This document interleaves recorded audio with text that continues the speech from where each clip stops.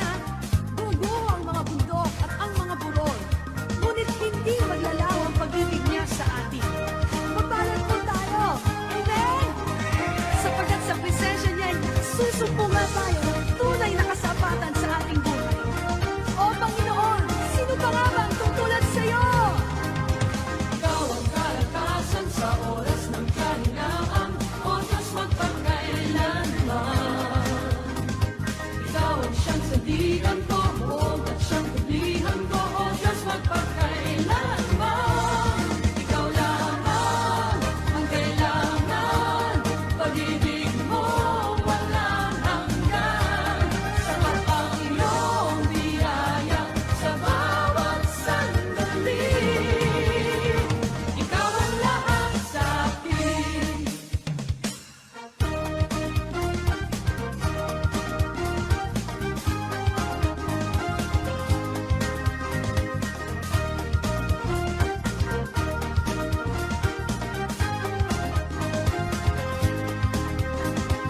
Ikaw ang kalakasan sa oras ng kahinaan, O Diyos magpakailanman. Ikaw ang siyang sandigan ko, buong at siyang tublihan ko, O Diyos magpakailanman. Ikaw lamang ang kailangan, pag-ibig mo walang hanggan. Sapat ang iyong biyaya sa bawat sandali. Ikaw ang lahat sa akin.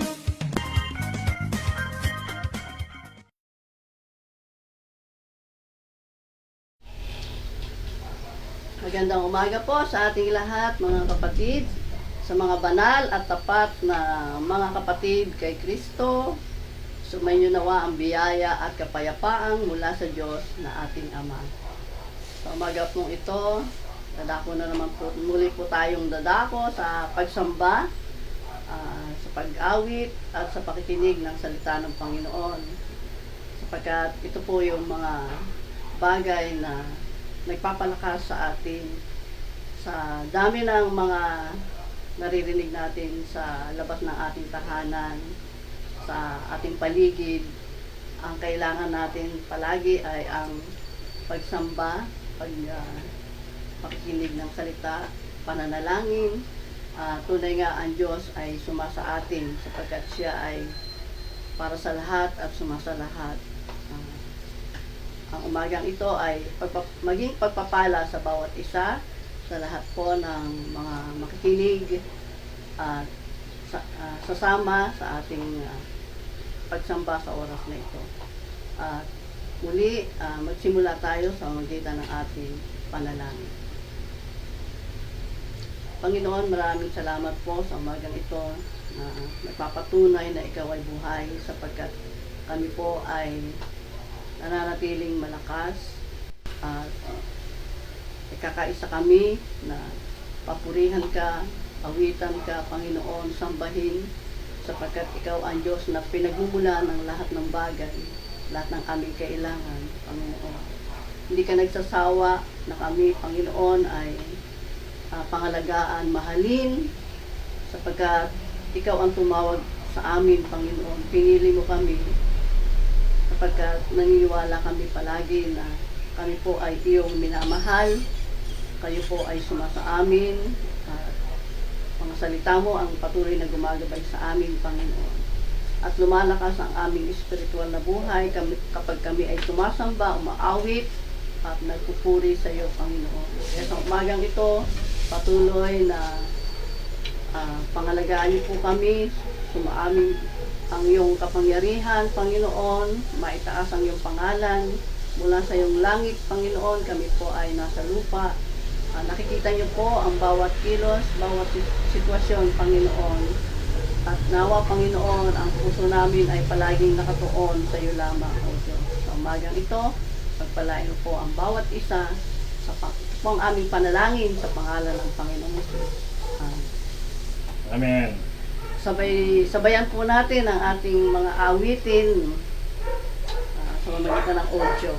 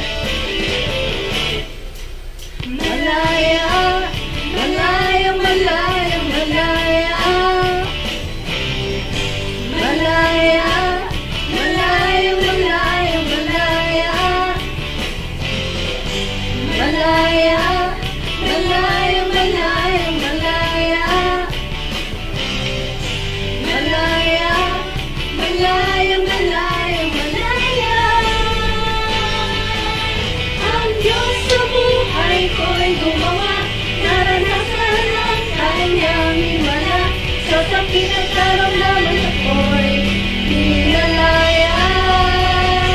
Ang kasalanan, ang kalungkutan, pinawinan ang lubusan. Kapangyarihan ng Diyos ay aking nararanasan.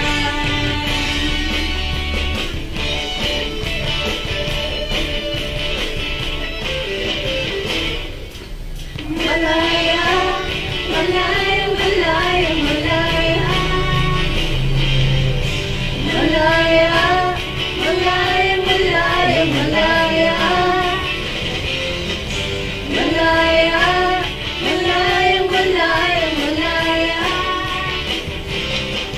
Malaya, malaya, malaya, malaya. Ang Diyos sa buhay ko'y gumawa, naranasan ang kanyang himala. Sa sakit at karamdaman ako'y hinalaya. Ang kasalanan, ang kalungkutan, pinawinan ang lubusan. Kapangyarihan ng Diyos ay aking nararanasan. Malayang sumigaw, malayang sumayaw, malayang lumunay, malayang lumipad, malayang sumigaw, malayang sumayaw. Kapangyarihan ng Diyos ay aking nararanasan. Malayang sumigaw, malayang sumayaw, malayang lumipad, Malayang lumipad, malayang sumigaw. malayang sumayaw. Amen. Pangyarihan ng Diyos ay aking nararanasan. Malayang sumigaw, malayang sumayaw, Malayang sumigaw, malayang lumipad, malayang malayang lumipad, malayang sumayaw, malayang sumigaw. Pangyarihan ng Diyos ay aking nararanasan. malayang sumigaw. Amen. Malayang sumigaw, malayang lumulad, malayang lumipad, malayang sumigaw, malayang sumigaw. Kapangyarihan ng Diyos ay aking nararanasan. Kapangyarihan ng Diyos ay aking nararanasan.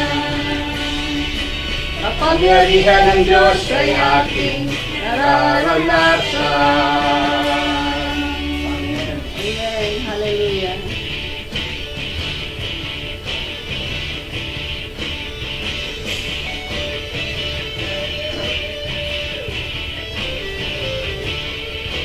Thank you, Lord. Maraming salamat, Panginoon, sa kalayaang sumigaw, sumayaw, Panginoon. Hallelujah.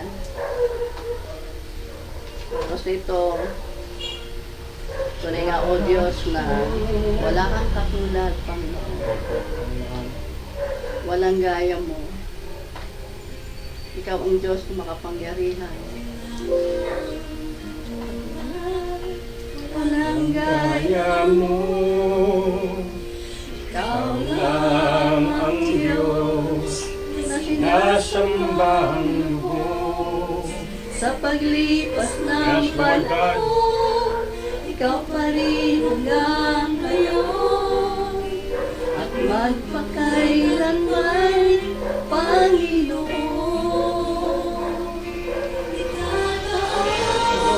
Itataas, ihahayag, pangalan mo, Tatanyag ang pagsamba, Iaalay, Panginoon.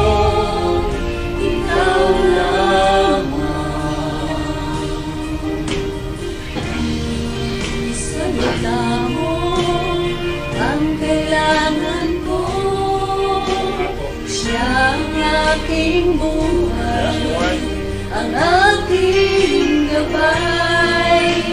Hindi kumukupas, hindi nagmamaliw. Isip ko ngayon'y binabago. Itataas, ihahayag, pangalan mo, itatanyag,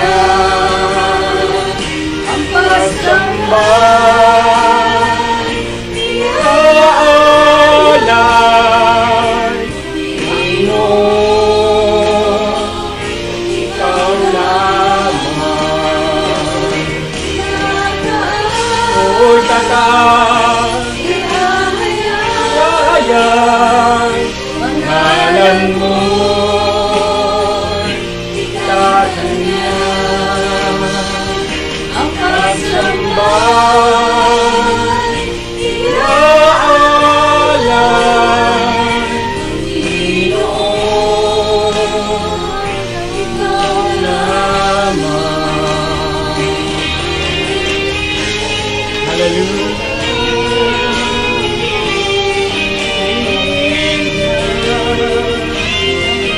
Pinadakilan namin, ikaw lamang ang dapat itangan.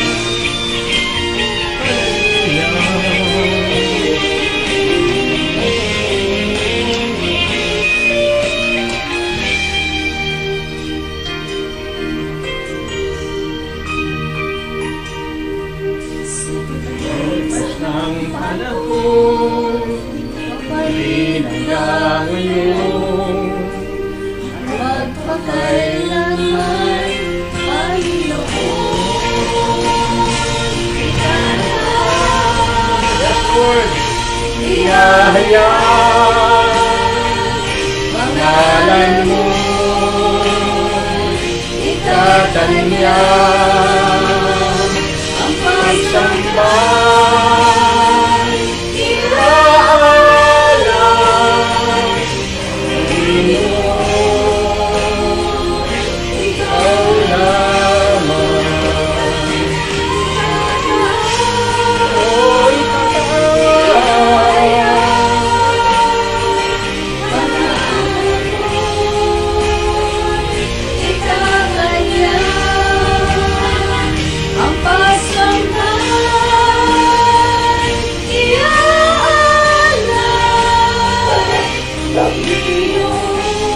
Hallelujah.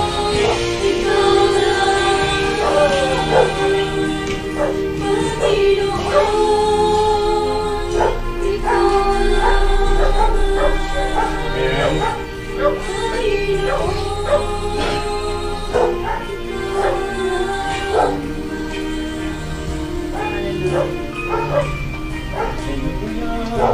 Tunay nga, O Diyos, na ikaw lamang ang dapat sambahin, ikaw lamang ang dapat papurihan, at ikaw lamang ang dapat maitaas, Panginoon, sapagkat ikaw ang siyang Panginoon namin, ang Hari ng mga hari at Diyos ng mga Diyos. Tunay nga na tapat ka, Panginoon, mula noon, ngayon, at magpakailanman. Amen. Hindi ka nagbabago, hindi ka nagkukulang, Panginoon, sapagkat ikaw ang Diyos na tunay na nagmamahal. Salamat, Panginoon, at pinadama mo sa amin ang iyong pag-ibig, ang iyong pagmamahal, Panginoon. At nawa sa umagang ito, patuloy kang maitaas sa pamamagitan ng iyong mga salita na magbibigay sa amin ng gabay, magbibigay sa amin ng instruction, Panginoon, at magbibigay sa amin ng kasiglahan sa umagang ito. At nawa, pagpalain mo po ang aming tagapagsalita ngayon sa umagang ito. Pagpalain mo rin, Panginoon, ang lahat ng mga kapatid namin na nakikinig saan man dako sila naroon, Panginoon. At pagpalain mo po ang aming bansang Pilipinas at patuloy na ang mawala na po ang pandemyang ito na siyang sumasagabal sa pag-unlad ng aming bansa, ng mga mamamayan, Panginoon. At patuloy na pagpalain mo po ang bawat isa sa oras na ito. Maraming salamat po, Panginoon. Ito po ang aming panalangin sa pangalan ng aming Panginoong Hesus. Amen. Amen. Amen. Hallelujah! Isang napakagandang umaga po uli sa bawat isa po sa atin. Tayo na naman ay nandito.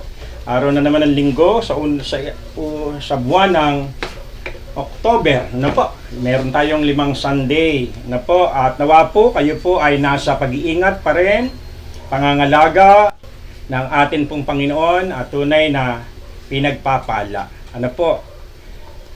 Purihin po ang Diyos. Dinideklara natin ngayong umaga ang bukas na langit sa ating nga pong kalagitnaan. Sige po, manalangin ulit tayo. Pagpalang Ama, maraming salamat minsan pa sa kabutihan po ninyo at katapatan. Kayo po ang siyang nag-iingat sa amin. Kayo po ang siyang gumagabay saan man kami tumungo, saan man lugar kami mapunta, sinumang tao ang makahalubilo namin. Salamat po na kayo po ang siyang nangunguna sa aming pong buhay at ginagamit nyo rin po kami tulay ng pagkapala sa mga taong mga nakakausap namin, napapasigla, napapalakas. In Jesus' name. At ngayong umaga, ganap namin pinapaubaya ang aming gawain. Patuloy kaming maibaba at kayo po ang sanging maitaas. Bukas na langit ang dinedeklara namin sa bawat tahanan at sa amin pong lugar na ito. Dumaloy ang inyong kapangyarihan, maabot ang bawat puso na nalulumbay. Bigyan niyo po ito ng kasiyahan, kagalakan, pag-asa, in the name of Jesus. Sino mang may mga suliranin, bigyan niyo po ito ng tugon at matuto silang tumingin lamang sa inyong magagawa. Hindi mag-focus sa mga nangyayari sa aming paligid, mga negative situation, mga negatibong balita. Lord God, iyan nyo nga po na ang aming paningin, ang aming buhay ay mag-focus lamang sa inyong kayang gawin. Salamat, ang iyong bang lingkod ay mababa. Minsan pa ang iyong kaalaman, karunungan, kaunawaan, igawad sa amin, at maging pagpapala ang umaga na naman ng aming pag-aaral. Nangkin namin ng tagumpay, nangkin namin ng kabutihan, at pag-asa, Lord God, sa umaga nga po ito. Salamat, salamat. Ito po ang aming panalangin sa pangalan ng aming Panginoong Hesus. Amen! Amen! Good morning po sa bawat isa na po. Tayo na po ay dadako sa atin pong pag-aaral. Bagamat ang tema natin ngayon ay God's purpose in life. In life's trials. Ano po, may layunin po ang Diyos sa ating buhay sa pamamagitan po ng mga pagsubok na atin pong mga nararanasan. Gamitin natin teksto. Pakiano kayo. Ilan po, ayaw man gumana ang akin. Yun. Okay, sabi po ng Psalms 121, verse 1 and 2, I look to the mountains, where will my help come from?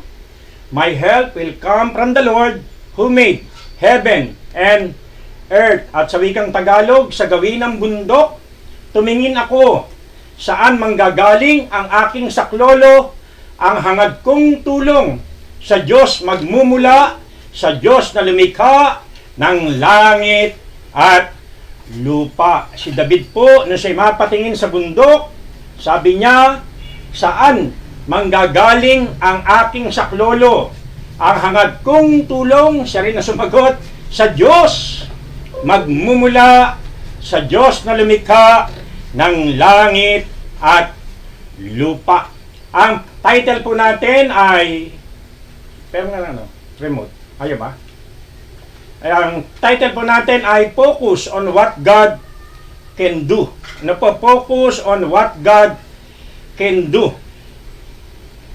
Kung narinig niyo po, ano po, at sa tingin nyo, mapagpapala kayo ng mensahe natin, pwede nyo nga po itong i-share, ano po, sa atin pong, ayan, sa atin pong mga kaibigan, ano po, sa online, share nyo po yan, atin pong share nyo po yan. Ano po? So, ano ibig natin sabihin mga kapatid? If you want to live without worry, you must focus on what God can do to us mga kapatid. Hindi po sa ating mga takot, not to your fears, not to your problems, testing, trials, hindi rin naman sa ating mga kahinaan, sa ating mga pagkukulang o minsan nagkakamali din po tayo o lahat ng ating mga pangangailangan. Sa halip, tayo po ay mag-focus sa ating Panginoon. Kung gusto mo ng buhay na punong-puno ng pag-asa, huwag kang tumingin sa iyong mga negative situation. Sapagkat kung tayo po ay patuloy lamang titingin sa atin pong mga negatibong nakikita, nararanasan mga kapatid, sa halip na tayo po ay umangat sa buhay, baka ito po ang maging daan upang tayo po ay, sabi nga, bumagsak o bumulusok o madali tayong matangay ng mga nangyayari sa mundong ito. Pero kung gusto mong magtagumpay, ang atin pong dapat gawin, ba't hindi tayo mag-focus sa kayang gawin ng Diyos sa atin pong mga buhay. Sa ngayon, atin pong pupuntahan yung halimbawa ng mga tao na nag-focus lamang una sa kanilang mga sitwasyon. Ano po? At kung ganun din po ang ating gagawin, baka ganun din po ang mangyari sa atin. Pero sa kabilang banda naman, meron din silang mga kasama na nag-focus sa kayang gawin ng Diyos. At kung ganun din po ang ating gagawin, yun din po ang mangyayari sa atin. So tignan natin. Tignan natin po ito. 4 po ito. At mamaya meron pa po tayong 2 puntos sa atin pong paksa na ito na focus on what God can do. Tignan po natin yung mga Israelita. Ito po yung kwento kung saan sila po ay pinayagan na ng Pero na umalis sa Ehipto.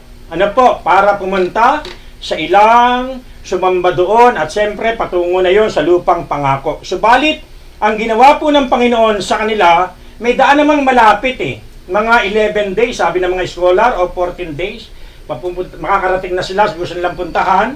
Ano po, pero hindi po sila pinaraan ng Diyos doon. Anong dahilan? Sabi po ng verse 17 sa Exodus 13, nang payagan na ng Paraon ang mga Israelita, hindi sa daan, patungong Pilistea sila pinaraan ng Diyos. Bagaman iyon ang pinakamalapit, ayaw niyang ang mga Israelita ay masuong agad sa digmaan. Baka magbago pa ng isip at tuloy magbalik sa Ehipto. Kaya nga, Jay ng tubig. Na magbalik sa Ehipto. So, minsan ganyan po kasi ang mindset ng mga tao. Kapag medyo sumuong na sa panganib o sumuong na sa hirap, nag-iisip, buti pa, hindi na lang ako sumama, makabalik na lang. So, yun ang dahilan, may magandang layunin ang Diyos sa kanila. Kaya hindi sila doon pinaraan para daw hindi sila agad mapasabak sa mahigpit na digmaan. Kasi baka magbagong kanilang isip kasi madali silang magbago at magbalik po sila sa Ehipto. Kaya ang nangyari, sila po ay magpaikot-ikot sa ilang. Subalit mga kapatid, the people of Israel failed to see what God can do. So, sa kanila, mga kapatid, sa halip, ang nakita po nila, ito po, kasi habang sila naglalakbay, dito po naman, sa Exodus 14, 10 to 12, habang sila naglalakbay, ang nakita po nila, ito pong mga Egyptian na umahabol sa kanila. Kaya sabi ng verse 10, pinagharian ng matinding takot ang mga Israelita nang makita nilang dumarating ang Paraon at ang mga Egyptyo. Kaya't dumaing sila kay Yahweh. Sa 11, sinabi nila kay Moses, wala na bang mapaglilibingan sa amin sa Ehipto, kaya mo kami dinala sa ilang para dito mamatay. Inalis mo kami sa Ehipto, tingnan mo ang nangyari. Hindi ba't bago tayo umalis ay sinabi na namin sa iyo na ganito nga ang aming sasapitin? Sinabi na namin sa iyo na huwag kaming pakialaman at pabayaan na kaming manatiling alipin ng mga Ehipsyo sapagkat ibig pa namin ang manatiling alipin kaysa mamatay dito sa ilang. So, ano po ang nangyari sa kanila? Sa halip na tignan nila yung ginawa na ng Diyos sa kanila habang nasa Egypt, at nandun po, naglalakbay sila at sinundan sila, nagising sa pagkaulirat ang Pero at sila'y hinabol. Bakit sila pinayagan? Kaya gusto ulit silang ibalik para maging alipin. Nung ito po'y makita ng mga Israelita, sila po'y natakot. Sila po'y nangamba. Sila po'y nataranta. Ano po? At ang ginawa pa nila, sinisi nila si Moses. Sabi na nga ba wag mo na kaming pakialaman. Wala bang mapaglilibigan sa Egypt? At dito mo kami gustong ilibing o gustong mamatay. Sinabi na namin, wag mo kaming pakikialaman. Sa madalit sabi, sila po ay nakatingin lamang sa kanilang ngapong situation. Dito po makikita natin kapag ang isang tao ay nakapokus lamang sa kanyang negative situation o sa kasalukuyang nangyayari sa kanyang buhay, ano po ang mangyayari mga kapatid? Maaaring siya'y matakot. Maaaring siya'y mag-alala. Maaaring siya'y magreklamo. Agad na lang nagrereklamo palagi. At baka manisi pa sila ng ibang tao. Kaya napakahalaga na wag tayo lamang tumingin sa mga bagay na nagaganap sa ating buhay. Ikaw po nakakaalam niyan. Kinakapos ka ba? Medyo humihina ba ang iyong benta? Meron ka bang karamdaman?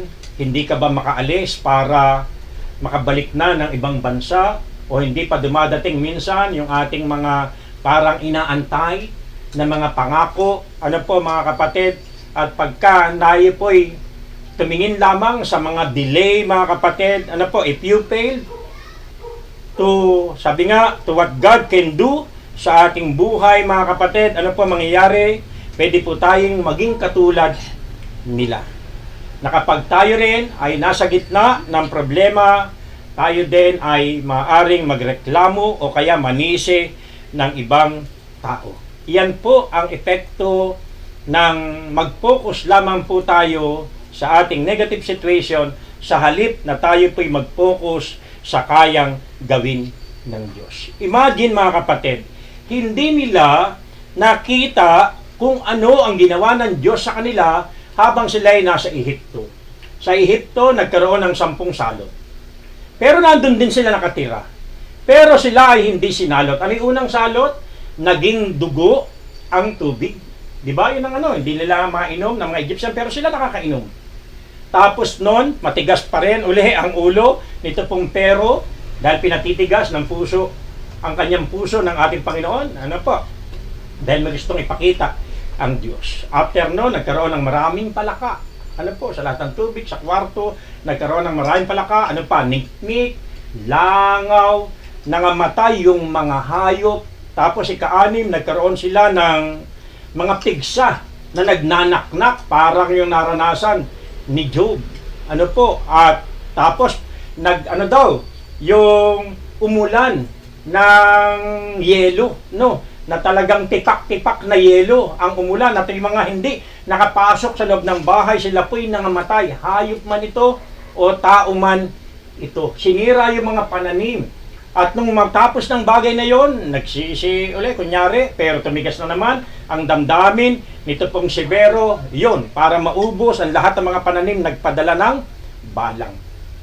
At ikasyam, nagkaroon ng dilim. Mga kapatid, dumilim sa Ehipto sa loob ng 3 araw.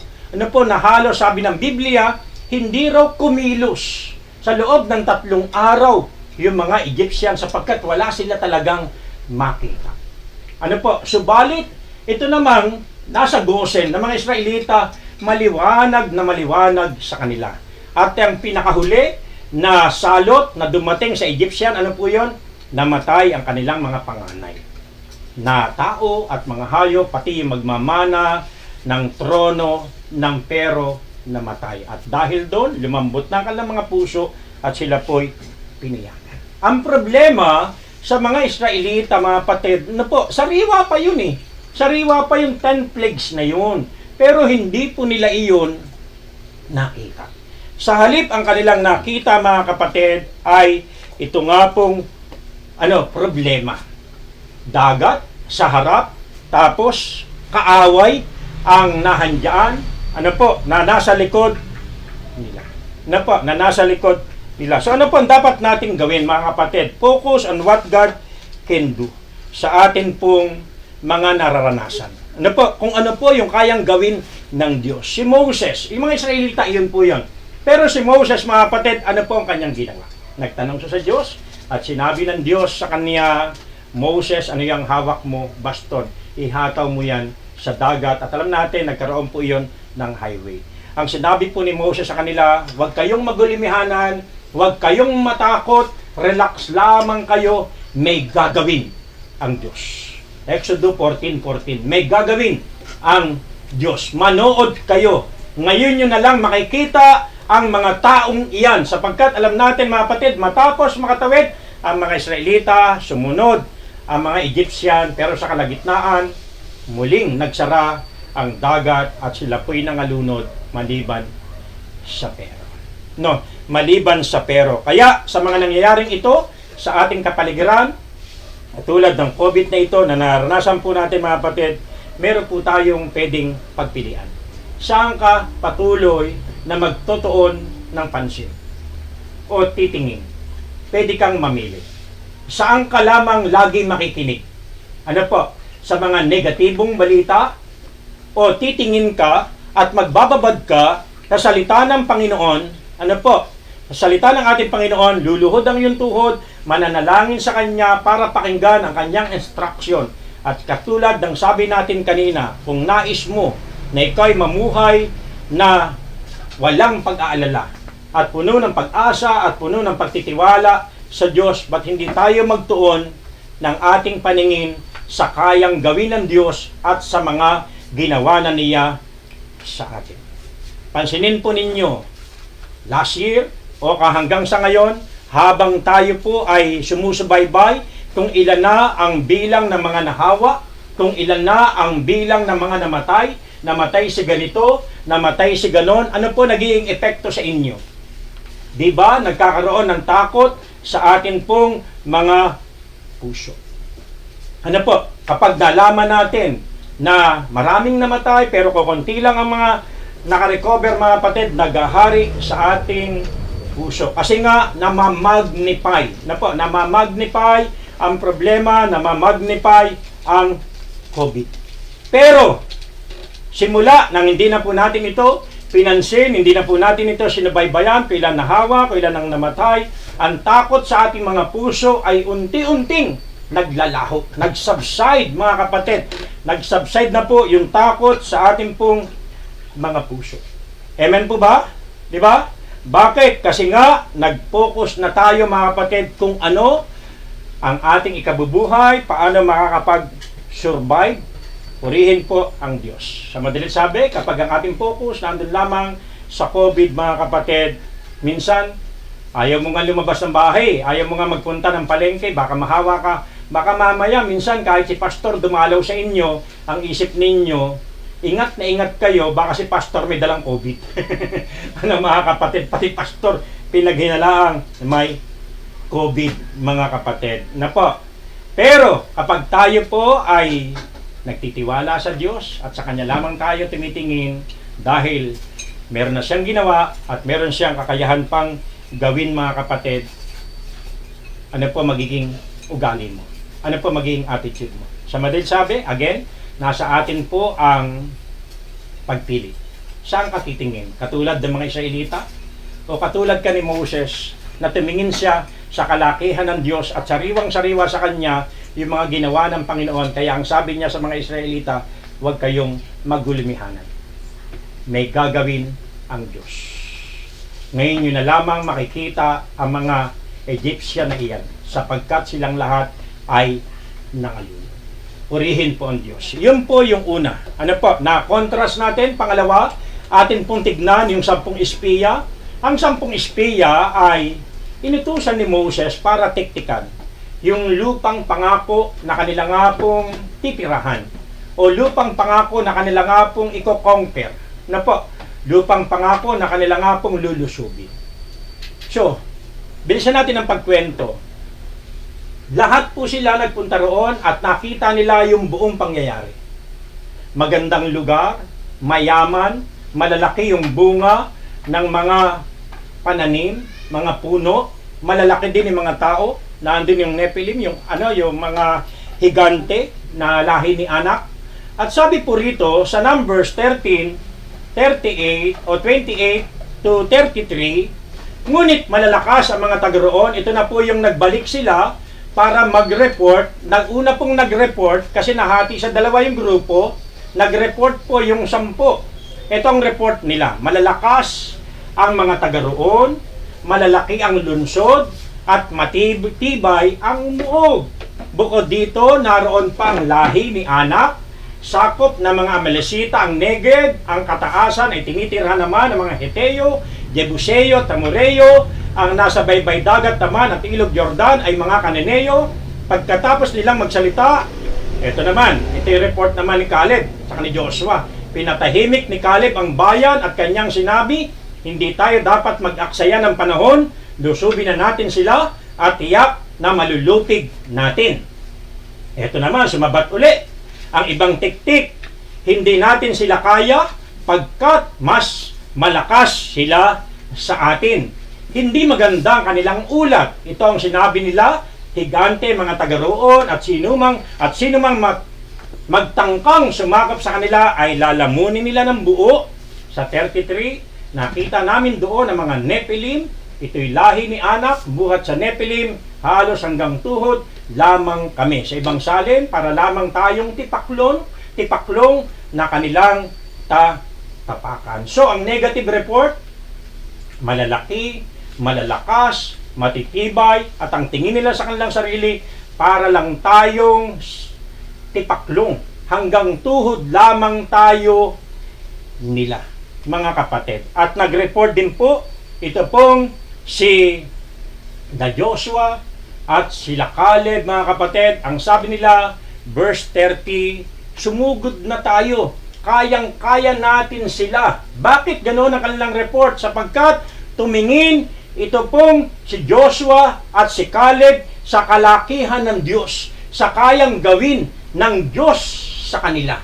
Kaya sabi na tayo na, wag na tayong magpa-delay. Lusubin na natin sapagkat mapapatay natin sila, kayang-kaya natin sila. Subalit, ang 10, mga kapatid, yung 10, ang kanilang report, hindi natin sila kaya.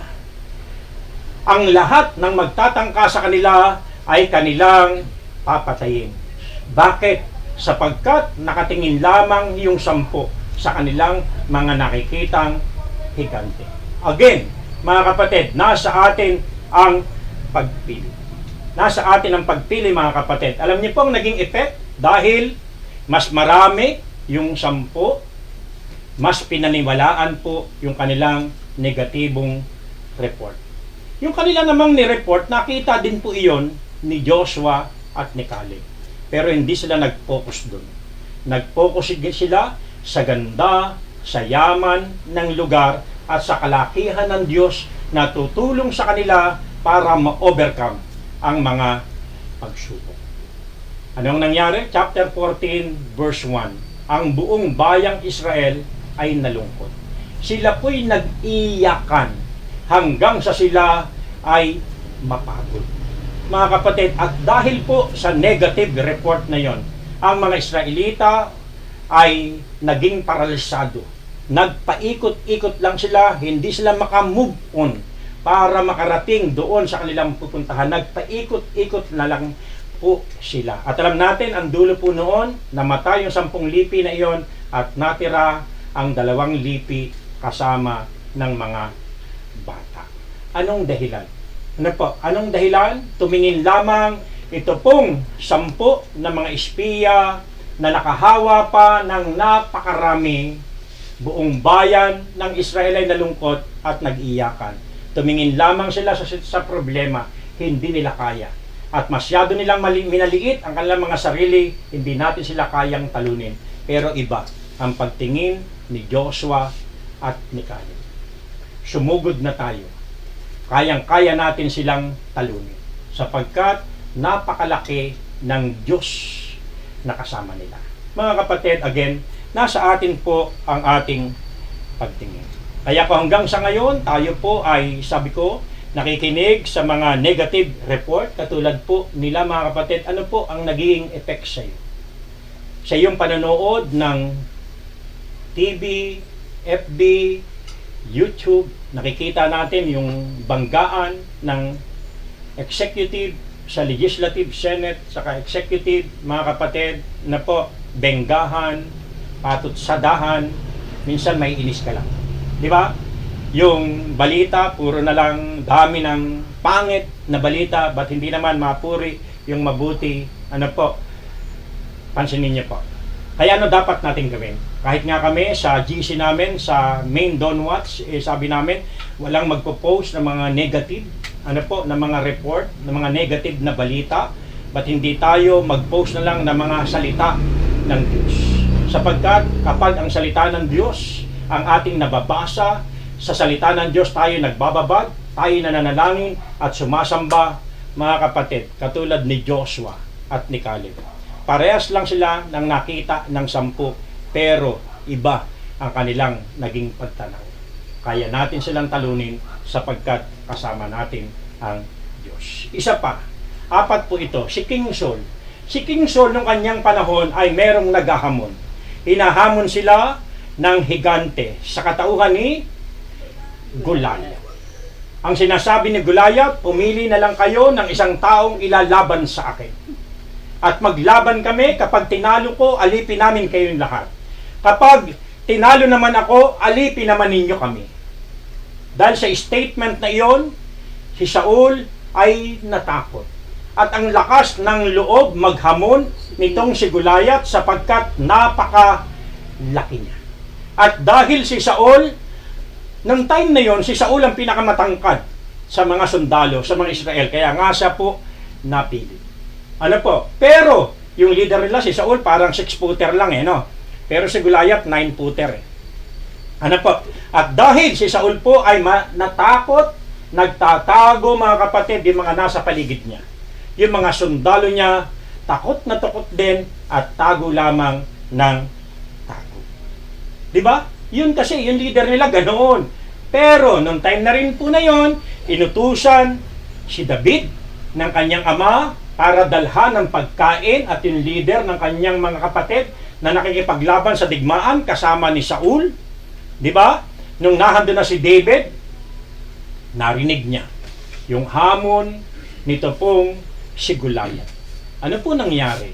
Nagpanting ang tenga ni David. Sapagkat ang nilalait ni Goliath ay ang Diyos ng Israel at ang bayang Israel. Kaya anong ginawa ni David? Matapos niyang malaman kung ano yung mga pabuya, siya po'y nagboluntaryo. Siya po'y nagpresenta. At nung malaman ni Saul na merong nagpresentang tao na lalaban kay Goliath, pinatawag niya ito. At sabi po rito, sa 1 Samuel 17:32-33, pagdating kay Saul, sinabi ni David, di po tayo dapat masiraan ng loob dahil lang sa Pilisteyong iyon. Sa English, ano po, no? Uncircumcised Philistine. Ako ang lalaban sa kanya. Pero, ito ang sabi ni Saul, hindi mo kaya ang Pilisteyong yun. May gatas ka pa sa labi, samantalang siya'y isang kilabot na mandirigma. No po, siya'y isang kilabot na mandirigma. Again, nagpresenta si David, huwag tayong masiraan ng loob, ako ang lalaban sa hindi tuli na yun. Ano po, ang tawag ni David, uncircumcised, mga kapatid, hindi tuli. Kita po ninyo, mga kapatid, ang laki. Ano po, ang laki po nitong si Goliath. Pero sa dami-dami nang mapapansin ni David kay Goliath, mahina yan, duwag yan, ni patuli nga, takot yan supot yan, di ba parang ganun. Huwag niyong masamain yung aking sinasabi, mga kapatid. Naku, mahina yan, takot ngang magpatuli yan. Di ba? Pero si Saul, ano po ang tingin niya? Ang sabi niya kay David, bata ka pa, may gatas ka pa sa labi, hindi mo siya kaya. Siya'y kilabot na mandirigma, champion yun, marami na siyang napatay. Iyon po ang pagtingin nito pong si Saul, sapagkat si Saul, mga kapatid, sa halip na tignan niya yung kalakihan ng Diyos una, na pumili sa kanya, tumawag sa kanya para gawin siyang hari. pero hindi niya yung tinignan. Ang tinignan niya, yung laki nito pong si Goliath. At kilabot naman dirigma. At walang pwedeng tumalo. Pero si David, iba. Ang tingin ni David kay Goliath, duwag yan. Supot yan. Takot nga yang magpatuloy. Sa laki niya, hindi ako mahihirapang patamaan iyan. Shortcutin na po natin. Dumating na yung time na sila po'y nagharap. At sino pong unang sumugod? Si David. At ang sabi lang siguro ni David, kung paanong sinabi ni FPJ, isang bala ka lang. Mga kapatid, yung pelikulang isang bala ka lang galing yung kay David. Habang sumusugod si David, kumuha ng isang bato, nilagay sa kanyang tirador o saltik at sinasabi, isang bala ka lang ng aking tirador. Amen po ba? At akalain mo, balot sa bakal, mula taas hanggang baba. Ano po? At merong parang buta sigurong maliit doon sa kanyang noo, doon sumapak. Ito pong bato, ito pong bato na isang bala ka lang, na nagpataob kay Goliath at agad-agad tumakbo si David, kinuha yung mismong espada ni Goliath at ito po ang pinamputol sa kanyang ulo. Nung makita iyon ng mga Pilisteo, agad silang tumalikod at nagtakbuhan at nang makita naman ng mga Israelita na si David ay nagtagumpay, nagkaroon ng tapang ang mga taong ito at kanilang sinugod ang mga Pilisteo at agad itong pinagpapatay. Anong ibig kong sabihin? Mga kapatid, paano tayo tumingin sa problema? Totoo, may purpose ang Diyos sa bawat problema, pero paano mo itong tignan? Katulad ka ba ng pagtingin ni Saul na kay laki, na parang walang solusyon, magtatago ka na lang at matatakot, o katulad ka ni David, na walang malaking problema? Si David nung time na yon ay mga 5-footer lang, or 5'5", kasi laki ko.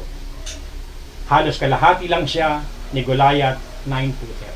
Pero hindi iyon tinignan ni David. Sa halip, ang tinignan ni David ay ang kalakihan ng Diyos. Mga kapatid, kina-challenge ko sa iyo, kung kayong lahat, focus on what God can do to us, can do to you. Sa anumang sitwasyon mo, mga kapatid, mag-focus tayo sa kalakihan ng atin pong Panginoon. Amen po ba? Amen po ba kayo? Kung agree kayo dyan, amen naman kayo. Hallelujah! Purihin po ang dakilang Diyos. Hallelujah! Pang-apat, ito pong captain officer ni King Joram.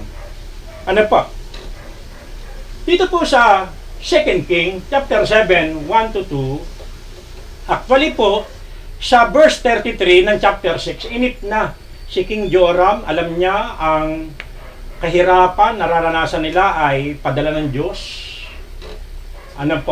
Pagsubok ng Diyos sa kanila, pero inip na siya. Kaya kinausap niya si Eliseo. Sabi ni Eliseo, makinig kayo, ito ang pinapasabi ni Yahweh, bukas ng ganitong oras, sa may pagpasok ng Samaria, ay makabibili ka na ng isang takal na harina o 2 takal na sebada sa halagang 1 pirasong pilat. Yun ang kanyang sinabi. Sinabi ng kapitan ng mga bantay ng hari, hindi magkakatotoo iyang sinasabi mo kahit pabuksan ni Yahweh ang durungawan ng langit. Sagot naman ni Eliseo, makikita mong ito'y mangyayari bukas, ngunit hindi mo matitikman. Mga kapatid, kinontra ng kapitan yung mismong salita ng Diyos, na hindi mangyayari ang sinasabi mo kahit buksan pa ni Yahweh ang durungawan ng langit.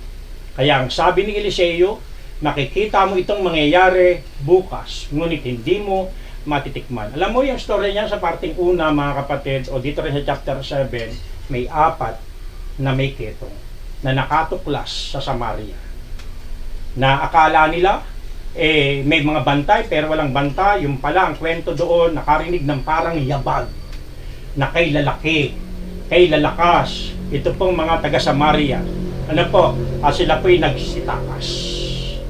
At nakita iyon ng 4 na may ketong. Sabi nila, magandang balita ito, sabihin natin. At nakarating po ito. At nung malaman nga po ito ng mga tao, ang ginawa ng mga tao, mga kapatid, sila po'y nagdagsaan at nasagasaan po nila. Nagkaroon ng stampede na po. Nasagasaan po nila, natapakan po nila, nabalitaan mga kapatid ng kapitan na pwede nang kumain. Yung sinabi sa verse 1, pwede nang makabili. Nabalitaan niya po ito, pero siya po'y napagtatatapakan ng mga tao na gutom para makakuha ng pagkain, kaya wala po talaga siyang natikman. Ano pong ibig natin sabihin? Sapagkat wala pong mahirap sa Diyos. Nothing is too hard for God. Ano po, tagutom noon mga kapatid, pero wala pong mahirap sa Diyos. Si George Mueller, hindi ko na po naipalagay dyan, si George Mueller mga kapatid ay, alam natin may orphanage po siya, halos 2,000 sa kanyang biography na kanyang mga naalagaan.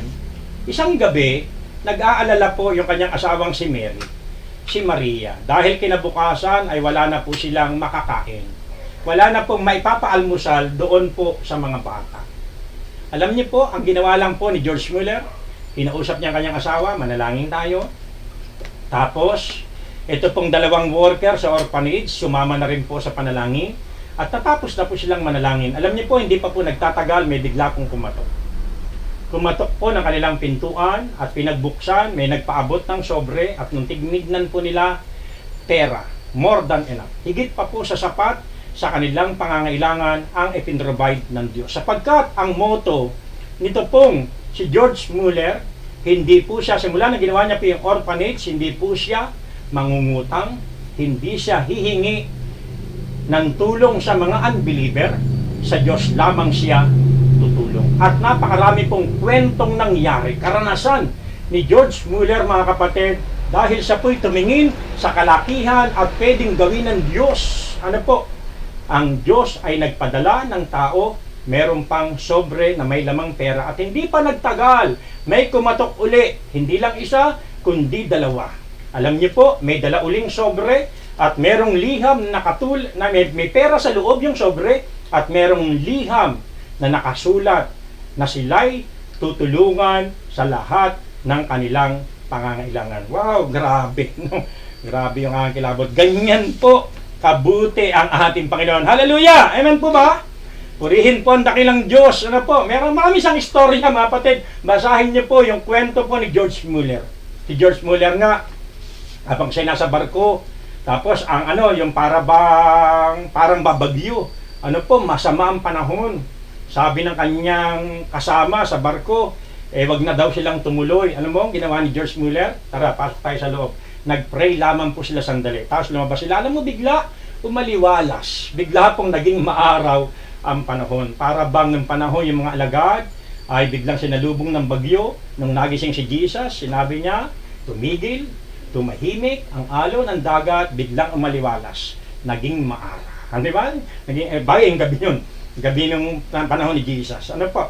Umaliwalas. Biglang gumanda ang panahon. Mga kapatid, dahil wala pong mahirap sa Diyos. Ikaw nakakaalam ng iyong kalagayan sa buhay, mga kapatid, na po, kung tayo po ay magtutuon ng pansin, totoo, parang napaka-imposible, hindi naniwala ang kapitan. Paano nga namang maniniwala? Ngayong araw na ito, tagiriwi. Ngayong araw na ito, walang makain. Tapos bukas may pagkain na, parang hindi niya mapaniwalaan. Pero, meron bang mahirap sa Diyos?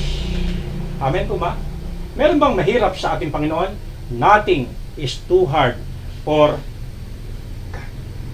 Kaya, mga kapatid, nasa atin, again, ang kalayaang mamili. Pero ang nais ko, mga kapatid, kung nais mong magtagumpay sa iyong pinagdaraanan, ba't hindi mo piliin tignan ang kalakihan at kayang gawin ng Diyos sa atin? Maaaring ngayon, nawalan tayo ng trabaho, yung iba na bankrupt, yung iba nagkasakit, mga kapatid, instead na tayo po'y mag-focus sa mga bagay na yan, ba't hindi tayo mag-focus sa ginawa na ng Diyos at kaya niya pang gawin? Ba't hindi ka magsipag na po, mapalapit sa ating Panginoon? Na po, magbasa ka ng Bible, mga kapatid, di ba? Na tignan mo na inaalaw ng Diyos ang lahat ng bagay na ito bilang isang, sabi nga, isang, ano natin? Yung, may purpose, may layunin ang atin pong Panginoon. Na po, para meron siyang ipakita sa ating hinaharap sa kasalukuyan. At dito rin po, at gusto ko rin po ibigay sa inyo yung dalawang bagay na makikita natin na meron palang kaparaanan, how to focus on what God can do in our life. Mga kapatid, sa totoo lang, mahirap talagang makapag-focus sa pwedeng gawin ng Diyos, sa kakayahan ng ating Panginoon, kung tayo po ay, sabi nga, matimbang ang ating pagtingin sa ating mga problema. Matimbang ang ating pagtingin sa ating situation at sa ating pong kapaligiran. Dalawang bagay lamang po yan dalawang bagay po itong aking ipupunto. Pero kung tayo po ay titingin lamang sa mga, again, negative situation, para bang ganito? Para bang ikaw ay taong laging talo? Biro mo, kinamusta mo kumpare mo, kinamusta mo mare mo, kinamusta mo sister mo, kinamusta mo brother mo, ano sagot sa iyo? Eto, naghihirap, meron ka ba dyan? Di ba? Para bang laging loser? Para bang laging nakatingin sa kanyang sitwasyon na pangit? At para bang hindi na makaka-recover? At sabi ko nga sa inyo, kapag doon lamang tayo nag-focus o nagtuon ng pansin, sa halip na ikaw umangat, pwede kang bumulusok. O pwede kang matangay ng agos ng mundong ito. Maraming tao, sa kabila ng pandemya, maraming tao na develop ang karakter. Sila po'y natuto. Pero maraming tao ang lumabas yung pangit na pag-uugali. Yung pangit na pag-uugali. Sapagkat sa pagsala ng ating Panginoon, pero nawa, tayo mga taga-CDC, lahat ng ating mga taga-subaybay, tayo po'y natuto, merong i-develop na tamang pag-uugali ang Diyos sa atin. Na sa halip na magpupupuna ng kung ano-ano ang ating ginagawa, nananalangin tayo. Katulad ng babaeng nahuli sa pangalo niya, sa halip na siya ay tulungan ng mga taong nakakita, pilit pa nilang inilapit kay Jesus at pinamukha kay Jesus, nahuli ito sa akto. Pero mga kapatid, nung sila sinagot ni Jesus, lahat sila napahiya. Kasi walang bumato dahil lahat makasalanan. Pero si Jesus, anong kanyang ginawa? Hindi rin kita paparusahan, pero humayo ka at huwag ka nang magkakasala. Nawa, ang maging pagtingin natin ay ganon. Punong-puno tayo ng habag, punong-puno tayo ng grasya sa mga tao na nagkamali. Pwede natin silang tulungan, ipanalangin. Sa mga taong nagkaka-COVID, di ba? Pwede natin silang tulungan, ipanalangin. Purihin po ang dakilang Diyos. So, ano po yung dalawang bagay na ito, mga kapatid?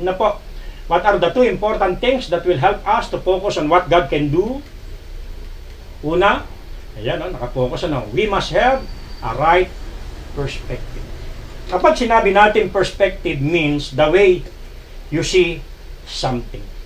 Ano po yung paraan mo kung paano tignan yung isang bagay o anuman. Lahat tayo bilang mga Kristyano, bilang tao ay meron pong iba't ibang pagtanaw. Different perspective. Kahit nga po yung magkakambal. Kahit magkakambal yan, meron yang different perspective. Itong crisis na ito na nangyari, pwedeng pangit sa iba, pero sa iyo, naging maganda. Sa halip, ito po ay naging opportunity. Sa atin, nagpapasalamat ako na dati, dahil hindi tayo naka-online, hindi nakakaabot sa maraming lugar, ito pong ating sinasabi, pero dahil nag-online tayo, mga kapatid, dahil sa magamat noon pa, desire na po natin yan, noon, binibideo na po natin, pero hindi talaga tayo, hindi talaga tayo naka-online para mapanood ng maraming tao. Pero, salamat mga kapatid, nagkaroon ng pandemya, natuto tayo na mag-online, at yung atin pong mga mensahe ay marami pong nararating. Ako'y nagpapasalamat dahil yung aking mga kapatid na, siyempre, hindi na ako nakaka-uwi, bibihira, lalo na ngayon may pandemya, salamat, nakauwi ako. Nung nakaraang Monday, kami nila Mrs. sa kami May, para makapag-minister sa aking pamilya, At salamat, yung mensahe na naisishare ngayon sa CDC ay nakararating sa kanila. Nakakatulong sa kanila. At hindi lang sa kanila, kahit pa po sa iba't ibang mga lugar. At yun po, yung perspective natin, nakatulong pa. Naging pagpapala pa tayo sa mga tao na nawawalan ng pag-asa. Kaya, kung nais natin mga kapatid na makapag-focus lamang sa kakayahan o sa pwedeng gawin ng Diyos sa atin, magkaroon tayo ng tamang perspektibo. May dalawa pong salesman. Sila po ay pinadala ng kanilang mga amo sa isang lugar. Ano po? Para magtayo sila ng tindahan ng sapatos doon at sinelas. Yung isa, tinanaw niya. Ang report niya, nung sila ay nag-report mga kapatid, ang report niya sa kanilang opisina, wag na daw silang mag-focus doon. Lumipat na lang sila na ibang lugar dahil po raw, ito pong mga tao sa lugar na pinuntahan nila ay wala pong sinelas. Lahat po sila nakayapak. Hindi marunong magsapatos, hindi marunong magsinelas. Yun ang kanyang naging pagtanaw. Pero alam niyo po, yung ikalawa, sabi niya sa kanyang company, dalian ninyo, magpadala kayo rito ng maraming sapatos, maraming sinelas, sapagkat ang laki ng opportunity sa lugar na ito na bumili ng sapatos at sinelas yung mga tao, sapagkat yung mga tao dito ay mga nakayapak. So mga kapatid, nasa atin po iyon. Na po, may dalawa lamang pong pagtanaw. Depende sa iyong perspektibo, mga kapatid. Pero, yung merong wrong perspective, katulad nyo, na-discourage, hindi na siya gumalaw, na paralyzed, naging hopeless. Katulad ng mga Israelita, dahil meron silang wrong perspective, hindi nila nakita yung laki ng Diyos, na meron ng ginawa sa kanila, ang nakita nila yung problema na dagat, at mga Egyptian kasama si Pharaoh. Yung 10 spies, nakita nila yung mga higante, hindi nila nakita yung ganda ng lugar at laki ng mga bunga, katulad ni Joshua at ni Caleb. Nakita ni Saul yung laki ni Goliath, pero nakita ni David ang laki ng Diyos na kasama niya, na kung paano siya iningatan sa mga oso, sa mga leon, at kung paano niyang napatay mga yon, kaya niya rin patayin itong si Goliath. At yung kapitan, hindi niya pinaniwalaan yung salita ng Diyos, sapagkat nakakatingin lamang siya na napaka-imposible na bukas may pagkain. Pero si Elisha, mga kapatid, na nagsabi, na nakakakita ng mga miracle ng ating Panginoon. Wow! Pero, again mga kapatid, kung meron kang perspective, yung nga katulad na sinabi ko, matutulad ka kay Moses, kay David, kay Caleb, kay Joshua, at kay Elisha. At isa po, mga kapatid, sa meron pong right perspective sa Bible. Puro Bible character tayo ngayon, Yung mga may right perspective sa Biblia, isa po diyan si Joseph. Alam natin, ang nangyari po kay Joseph, hindi ho maganda. Pangit po ang kanyang mga karanasan sa nakaraan, sapagkat si Joseph ay mapanaginipin, naging paborito pa ng kanyang tatay. Dahil doon, siya po ay kinainggitan ng kanyang mga kapatid at pinagtangkaang patayin. At nakatiyempo, ito pong kanyang mga kapatid, nung siya po'y nautusan ni tatay niya, Tatay Jacob, na maghatid din po ng pagkain habang nagpapastol, yung 10, eto na, nung siya'y makita, eto na ang mga panaginipin, patayin natin. Siguro binugbog, at kaysa patayin, sabi po nitong si Ruben, yung pinakakuya, ba't pa natin papatayin? Kadugo naman natin siya. Kapatid natin yan. Ihulog na lang natin sa balon. Bakit sinabi yan ni Ruben? Kasi may balak siya. Na kapag nasa balon na, si Joseph, sa pag-alis nila, babalikan niya para iligtas. Ito pong si Joseph. So, umalis si Ruben. Nung wala siya, habang nasa balon, si Joseph, merong dumaang mga mangangalakal. Mga Amalesita. Sila po ay, kinuha nila si Joseph at ibinenta ito pong si Joseph sa mga mangangalakal. Kaya nga po siya napunta sa tahanan ni Potiphar sapagkat binenta rin siya doon. Pero si Joseph ay, dahil sinasamahan ng Diyos, nagtagumpay pa rin po siya sa piling ni Mr. Potiphar, pero dahil siya po'y gwapo, magandang lalaki na gustuhan ng asawa ni Potiphar, si Mrs. Potiphar. So, shortcutin na po natin, alam natin ang nangyari. Si Joseph ay nabilanggo sa kasalanang hindi niya ginawa. Pinagbintangan siyang ni-rape niya, pero sa totoo lang, ang babae ang gustong mang-rape sa kanya. Pero nabaliktad ang kwento at siya po'y nakulong. At dahil doon, alam natin, meron pang mga nangyari. Shortcutin na po natin, nasa palasyo na ito pong si Joseph. Governor na po siya. Sapagkat may mga dreams na interpret niya, alam po natin ang bagay na yan. At eto na, nagkita silang pamilya. Nagkita silang magkakapatid. Ano po? At sa Genesis chapter 50, verse 20, sa totoo lang, may lisensya na si Joseph na gumanti. Ano po? Parang may lisensya na siyang gumanti sa ginawa sa kanya ng kanyang mga kapatid. Pero ito po, sariwang-sariwa sa mga kapatid niya yung ginawa nila kay Joseph. Kung paano nila ito sinaktan, inihulog sa balon. Yung hulog ka lang sa balon, masakit na yun eh. Tapos, ang ibenta ka pa, gawin kang pera. Masama ang kanilang ginawa. Pero, ito po ang sabi ni Joseph, masama nga ang inyong ginawa sa akin, subalit ipinahintulot iyon ng Diyos para sa kabutihan at dahil dooy naligtas ang marami. Alam niyo mga kapatid, si Joseph, hindi po siya na-trauma. Di ba may mga pamilya na nalalayo yung isang tao, tapos nasama siya sa mga sanggano, yung kanyang environment ay sumama, di ba? Ang naging feeling niya, maghiganti. Pero si Joseph, iba. Bagamat siya ay sinaktan ng kanyang mga kapatid, ito pa rin po yung kanyang sinabi sa kanilang mga kapatid sapagkat guilty. Guilty yung mga kapatid niya. Lalo na patay na rito yung kanyang magulang. Nailibing na po si Jacob. Tapos ipinaalala uli nila, ito ngayon ang sinabi ni Joseph. Masama nga ang inyong ginawa sa akin, subalit ipinahintulot iyon ng Diyos para sa kabutihan at dahil dooy naligtas ang marami. Para bang sinasabi ni Joseph sa kanila, yung ginawa ninyo sa akin na ako'y inihulog sa balon at binenta at ako'y nakulong pa, kasama yun sa kapahintulutan o plano ng Diyos para sa ikaliligtas ng marami. Na para bang sinasabi niya, kung hindi iyon nangyari, baka marami nang namatay. Yan in Romans 8:28. And we know that in all things God works for the good of those who love Him, who have been called according to His purpose. Alam na alam ni Joseph.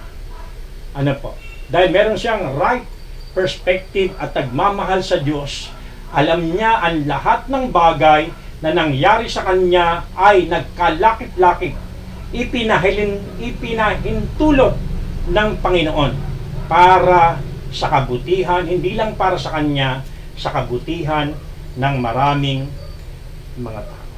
So, tawag natin dyan? Ang tawag natin dyan mga kapatid, right perspective. Pakisabi nga po, right perspective. Diba? Sa inyo mga kasama, sabihin nyo, right perspective, anak. Kuya, ate, kapatid, nanay, tatay, diba? Right perspective, o kung sino man pang makapakinig sa atin dito. CDC experience, di ba?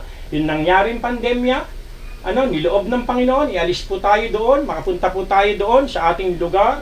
Meron na tayong napupuntahan, kung ano pa man, ang iba pang mga plano dyan, sa ating lugar mga kapatid, focus on what God can do sa ating pagsimbahan. Magtuon lamang po tayo sa pwedeng gawin ng ating Panginoon sapagkat nakita natin kung paano siyang gumagalaw. Purihin po ang dakilang Diyos. Kaya, kung tayo man ay nasa, sabihin natin, blessed na lugar, ikaw man ay nasa magandang company, ikaw man ay nasa magandang bansa mga kapatid, ngunit, kung meron kang tinatawag na wrong perspective, magiging pangit pa rin ang lahat sa iyo. Meron at meron pa rin tayong maipipintas. Halimbawa, may isang tao pumunta ng simbahan.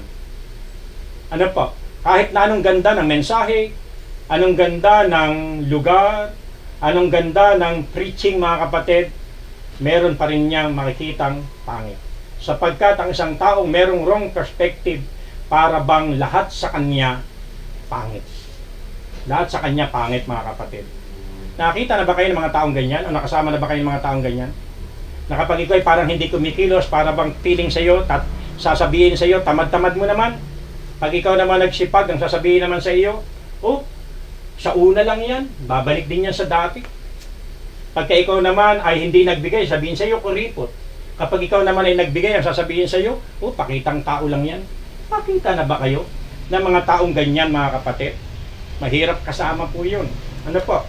Hindi ko naman sinabi sa inyo, iwasan nyo agad, iwin pa natin hanggang kaya nating iwin. Ano po? Pero ingat ka sa kanyang ugali. Sapagkat lagi niyong tandaan, 1 Corinthians 15:33, mga kapatid, bad company corrupt good character. Ano po? Kung gusto natin na maging right ang ating perspective, ba't hindi ka sumama sa mga taong ang kanilang pananaw ay katulad ng pagtanaw ng Diyos. Kung gaano tayo kahalaga sa Diyos, mga kapatid, ganun din po ang ating maging mga pagtanaw. Ano po?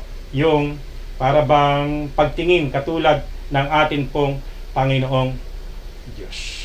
Purihin po ang dakilang Panginoon. Palakpakan naman natin ang ating Panginoon. Hallelujah!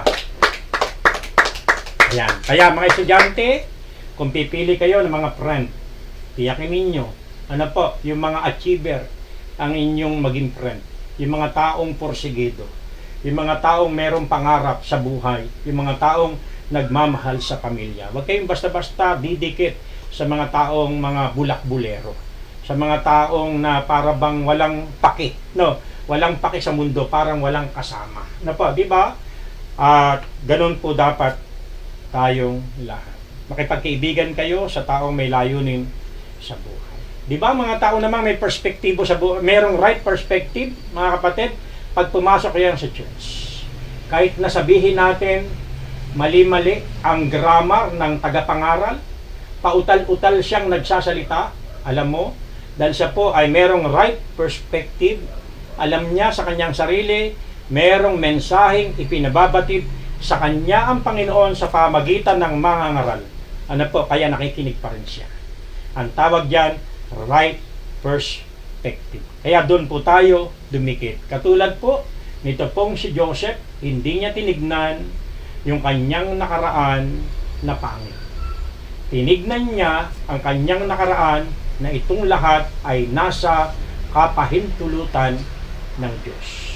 Para sa kabutihan at para sa ikaliligtas ng marami. Paano ka tumingin? Again, ang una, right perspective. Second example, si Job.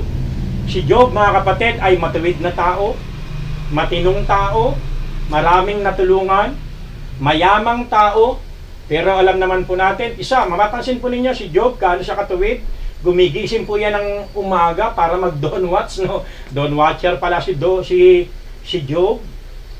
Baka sakali kasi yung kanyang 10 anak ay may ginagawang kasalanan. Kaya ang ginagawa ni Job, gigising ng maaga para ihingi ng tawad ang kanyang pamilya. Baka sakaling may ginagawa sa pamamaraan na siya po ay naghahandog ng mga alay sa ating Panginoon. Pero alam po natin, si Job ay sa isang iglap, halos 24 hours o isang araw, naubos, namatay ang kanyang mga anak, nawala yung kanyang mga ari-arian, ninakaw, kinulugan, mga kapatid, na po, report pa lang, dulo pa lang, ito na yung mga kwento, mga kapatid, hindi pa tapos yung huling kwento, meron nang nagsasalita ng negatibo, ng negative report. Lahat po ng mga source of income ni Job, mga kapatid, ay nawala. Bukod pa doon, iyan siya nakaupo sa lupa, nagkaroon siya ng mga sugat, na halos walang patlang, mga pigsa. Ano po? Katulad ng sumpa sa Ehipto, mga pigsang nagnanaknak. Ano po? At si Job, mga kapatid, yung uod na nahuhulog sa kanyang katawan, muli niya iyang ibinabalik sapagkat ang kanyang katuwiran, diyan kagaling, kapag umalis ka diyan, mamamatay ka. Hinarap siya ng kanyang asawa. At ang sabi ng kanyang asawa, para praise na lang natin, tigilan mo na nga iyang pagpapakamartir mo. At sumpain mo na ang Diyos. Sumpain mo na ang Diyos mo.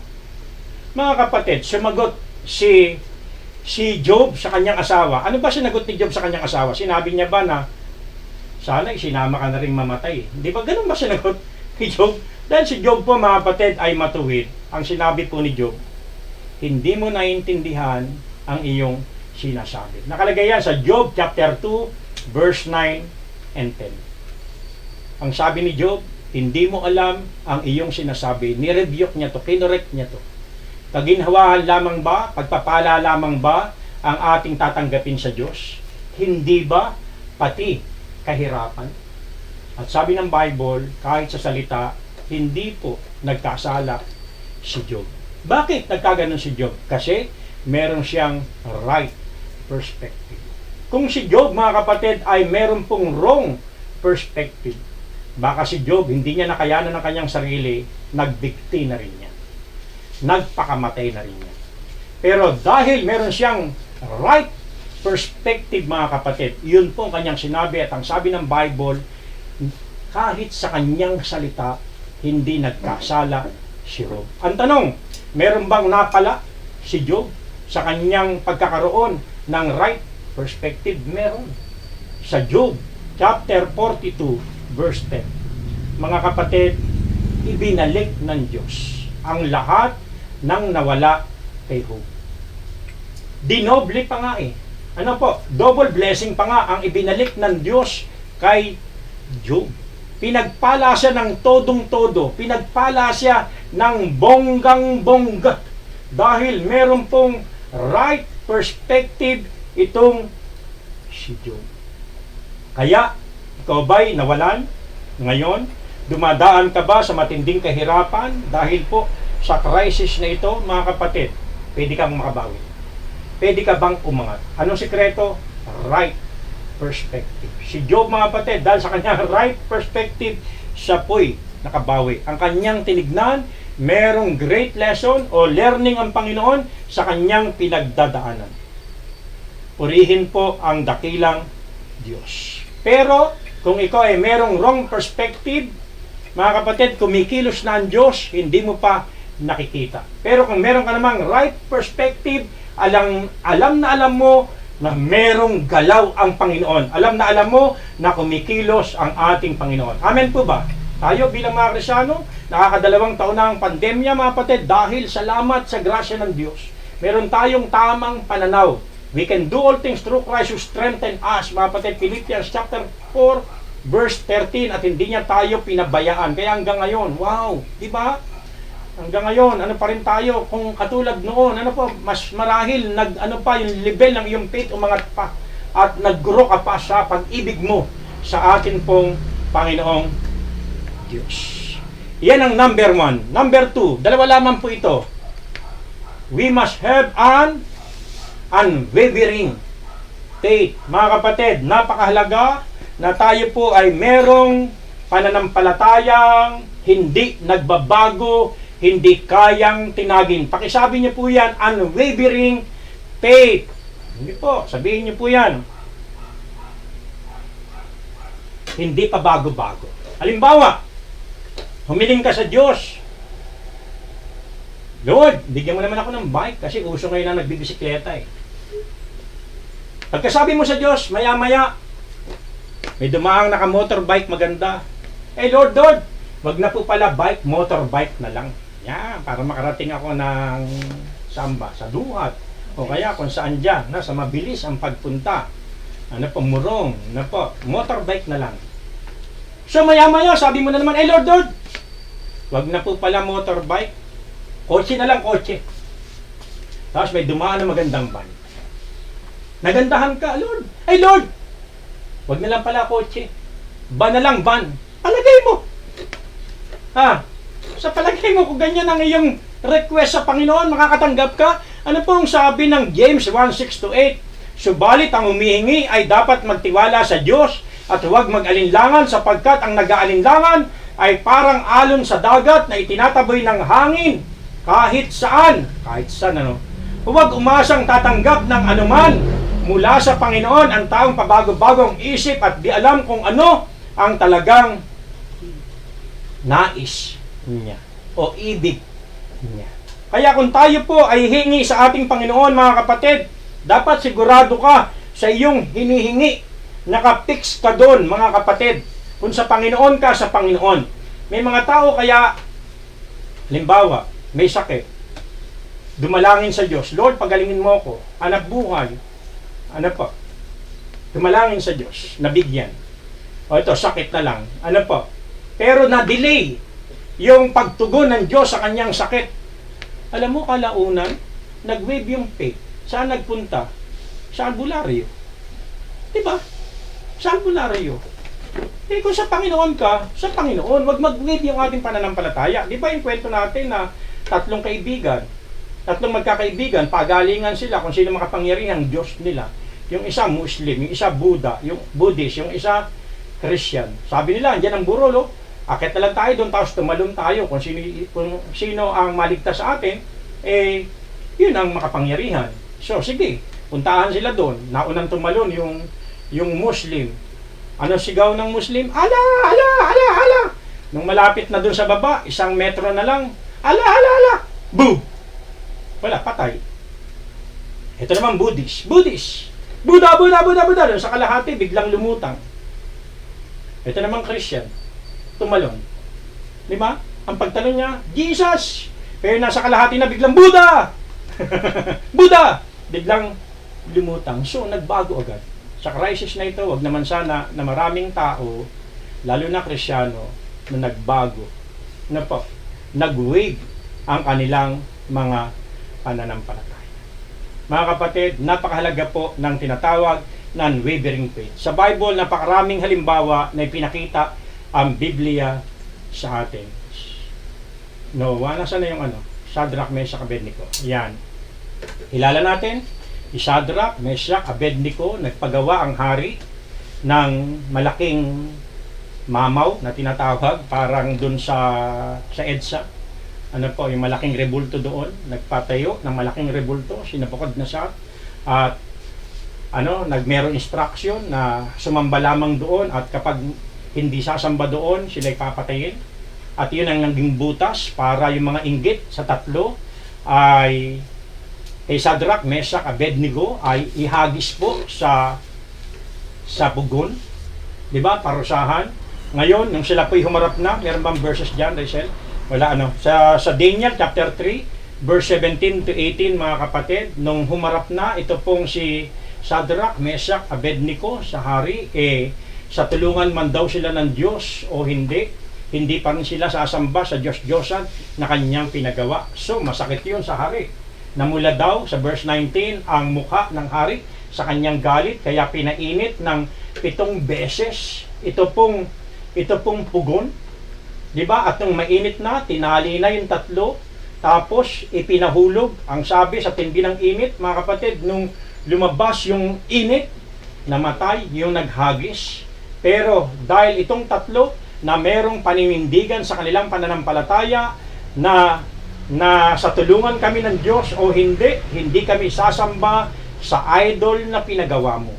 Mga kapatid, nung napasilip ito pong hari sa pugon, di ba 3 lang sila? Bakit 4 sa paningin ko? Wari ko'y Diyos ang isa. Tama yung Isaiah 43 verse 1. Dumaan man tayo sa apoy, hindi tayo maano. Dumaan sa apoy ang 3 ito, pero hindi sila natupo. At nung sila'y inalis doon, nung inamoy kahit ang kanilang buhok at mga kasuotan, walang amoy usok o sunog. Anong dahilan, mga kapatid? Bakit isinalba ng Diyos ang 3 ito? Meron silang tinatawag na unwavering faith. Itataya nila ang kanilang pananampalataya sa Panginoon. Para wag lang sumamba sa idolo. Mga kapatid, nawa po ay ating makuha yung mga karakter na yan. Paalala po sa atin, una, right perspective. Second, napakahalaga po ng unwavering faith. Katulad ni Abraham, si Abraham po ay tinawag ng ating Panginoon. Sa Haran, mula nung edad niya 75 years old. Si Abraham po ay kinilalang father of all nation. Si Abraham po ay naging pagpapala sa ibang mga nasyon. Bakit? Umabot po iyan sa atin. Si Abraham, nung sinabi ng Diyos sa kanya, umalis ka dyan sa kinaroroonan mo at pumunta ka sa lugar na ituturo ko sa iyo. Si Abraham ay hindi po nagdalawang salita. Siya po'y sumunod sa ating Panginoon. Nagpunta siya sa isang lugar na hindi niya alam. Hindi na wave ang pananampalataya ni Abraham, at kahit nga po yung kanyang anak na po nung hiningi ng Diyos, hindi nagdalawang salita.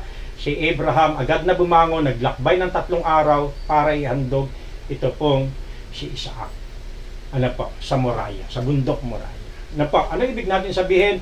Napakahalaga po mga kapatid ng unwavering faith. Pangatlo, si Noah, alam naman natin, ano po, pinangakuan ng Panginoon, sabi sa kanya, babaha, kaya gumawa ka ng arko. Dahil sa pananampalataya ni Noah, naligtas ang kanyang family. Sa loob, biro mo, ang tagal niyang nangaral, ang tagal niyang ginawa, umabot ng 100 hanggang 120 taon yung paggawa niya ng arko, o bago natupad yung pagbuhos ng ulan hanggang sa bumaha at tumaas pa ng 25 feet sa pinakamataas na bundok. Ayun, no? Nasa bundok, ano po? Ano, yung tubig, baha. Ano po? Bakit? Si Noah at ang kanyang family ay naligtas. Anong dahilan? Meron siyang pananampalatayang hindi kayang pinagin. Ano po? Binibigay ko lang sa inyo yung mga sample na yan. Sino yan? Si Elijah, mga kapatid, walang ulan. Si Elijah nanalangin ng 7 beses. Sabi niya, mananalangin ako, luluhod ako, tignan mo ang langit. Kung meron ka ng nakitang tanda na uulan. Sabi ng alipin, wala po. Nanalangin uli si Elijah hanggang 7, hanggang makakita ng gapalad na ulap, ito pong alipin. At ang sabi ni Elijah, bumaba ka na. At sumabay siya sa karwahe ng hari. Ano pala ito? Runner pala ito. Naunahan niya pa yung kabayo. Dahil bumuhos ang napakalakas ng ulan. Sa loob ng 3 taon at kalahati, hindi umulan.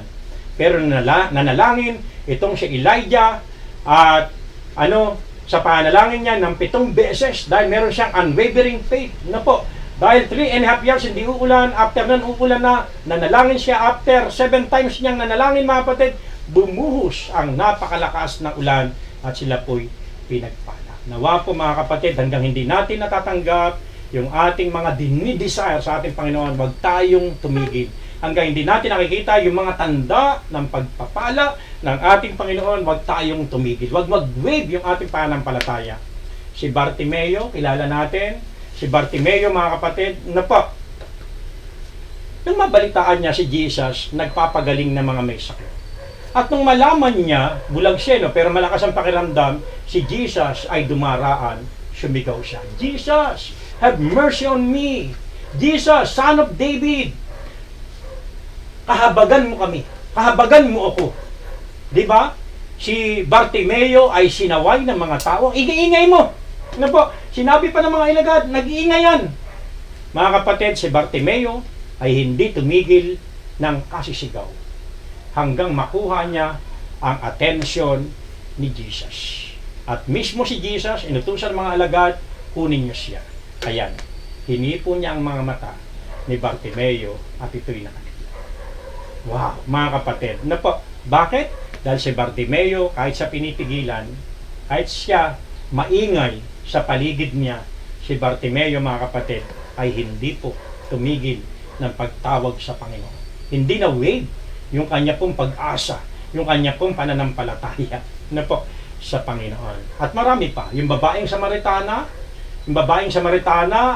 babaeng Cananea, sa Matthew chapter 15, ay nanalangin kay Jesus. Lumapit kay Jesus, humingi ng tulong sapagkat yung kanyang anak na babae ay naalihan na masamang espiritu. Hindi kinibo ni Jesus, tinugon nga ni Jesus, sa irama ako sinugon, hindi sa iyo, inalintulad pa sa aso. Pero sabi nitong babae, totoo po yun, para po akong aso. Pero di ba yung tuta naman kapag kumakain ng mumo na nahuhulog sa ilalim ng hapag, hindi naman po pinapaalis. Wow, natigatig ang damdamin ni Jesus. Sabi niya, ngayon lang ako nakakita ng ganitong taong kay laki ng pananampalataya. Kaya sabi niya, your request is granted. Wow, gusto niyo pong i-grant ng Panginoon ang ating mga panalangin, ang ating mga request sa ating Diyos, katulad ng babae. Magkaroon tayo ng tinatawag na unwavering faith. Kahit maraming hadlang na ating mga pinagdaraanan, mga kapatid, nawa po ang inyo pong buhay, pananampalataya, kung dumating man na tayo po ay sabihin natin pwede na sa physical gathering at meron tayong announcement, mga kapatid, nawa ang inyong mga pananampalataya ay wag pong mahadlangan. Ngayon ay araw ng linggo, nawa po ang inyong mga pananampalataya, ang inyong uho at gutom sa pagtawag sa Panginoon, sa pakikinig sa mensahe ng Diyos, mga kapatid, nawa intact po tayo. Hindi tayo umaalis sa pakikinig sa mensahe ng ating Panginoon, mga kapatid, kung ganyan kauhaw. Pero kung iyan po ay pinagpapalit mo, kung ipinagpapalit mo sa mga bagay na mas mahalaga pa sa iyo, na iniidolo mo, ikaw nakakaalam niyan, yan ba ay gaming o naman, mga kapatid? Si Peter po ay minsan wavering sa pananampalataya, minsan unwavering. Nung si Peter sa Matthew chapter 14 ay naglalakad sa tubig. Dahil sabi niya, kung ikaw nga po yan, Jesus, sabihin mo sa akin, pumunta ako dyan. Ang lakas ng kanyang loob, nakahakbang po siya, pero nung tines ang kanyang pananampalataya at napatuon siya doon sa tubig, sa hangin, at nawala ang focus niya kay Jesus, siya po'y lumubog. Ano yung pinapaalala natin? Mga kapatid, kapag nag-wave ang ating pananampalataya, pwede kang lumubog. Pwede kang malunod sa problema mo. Pero minsan si Peter, meron din po siyang unwavering faith. Si Peter sa Luke chapter 5 ay magdamag ng huli ng isda. Pero bokya. Wala pong nahuli. At nung kinabukasan, papauwi na sila, nakita siya ni Jesus. At sabi sa kanya ni Jesus, no, Peter, ihulog mo ang lambat. Sabi ni Peter, Guro, magdamag po ako ng huli, pero wala po kaming nahuli. Pero dahil sinabi po ninyo, tinindigan ni Peter yung sinabi ng ating Panginoong Hesus, iahagis ko po ang lambat. At dahil sa pagsunod ni Peter, dahil ang kanyang pananampalataya, mga kapatid, ay hindi nag-wave. Yung kanyang paniniwala noong time na yun ay hindi nag-wave. Alam niyo po, na-bless si Peter. At yung blessing na tinanggap ni Peter, siya po'y naging blessing pa para sa iba. Sapagkat tinawag niya ang isang bangka. Dahil sa dami ng huli, hindi sapat yung kanyang bangka. Kaya kailangan pang tawagin isang bangka para mailagay doon ang iba pang mga huli ng lambat. Doon sa dagat. Ang isda na marami, bibihira lang sa tabi, nasa gilid po iyan, mga nasa gitna po iyan, mga kapatid.